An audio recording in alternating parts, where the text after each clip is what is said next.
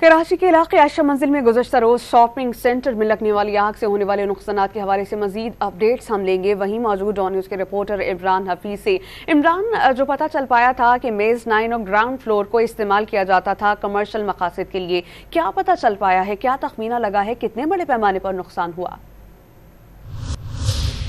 जिस वक्त मैं फेडरल बे एरिया आयशा मंजिल के करीब यहाँ पर मौजूद हूँ, जहाँ पर अर्शी शॉपिंग मॉल में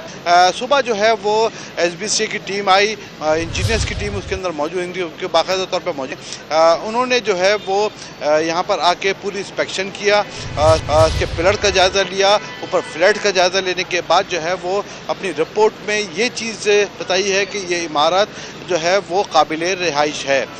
जिसके बाद इस यहाँ पर लगी सील को हटा दिया गया और इमारत को रिहाइशों के हवाले किया गया। लेकिन यहाँ पर जो है वो